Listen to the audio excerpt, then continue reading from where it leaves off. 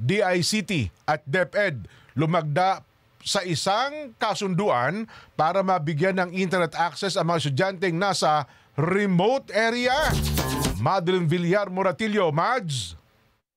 Isa sa mga opsyon na ipinatutupad ng Department of Education kapag walang face-to-face classes ay blended learning program. Kasama sa programang ito ang online class. Pero paano naman kung ang isang estudyante ay nasa malayong lugar at mahirap ang access sa internet?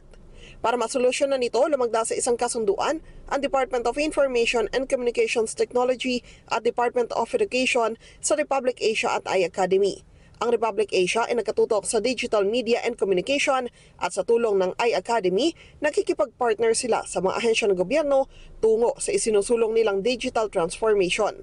Sa ilalim ng kasunduan, magbibigay ang Republic Asia ng 100 tablet at 3 Starlink device sa ilang pampublikong paaralan sa Cebu. We're going to give tablets and of course Starlink to provide also access of internet, because I mean, if you have tablet but if you don't have an access to internet, I think it's not even useful at all. So it should be equipment that you can actually use. Ang iAcademy naman ang tutulong sa mga estudyante maging guro na mapalawak ang kaalaman sa digital technology. We're providing teachers connectivity and equipment. Students will also be given equipment, and then through iAcademy, we're providing teachers 10 hours of free training on the tools that they can use in the classroom and also how they can maximize the equipment that will be given to them through Republic Asia. Ang DepEd naman ang pipili ng geographically isolated public schools na bibigyan ng tablet at Starlink. This really addresses all the infrastructure limitations that we face.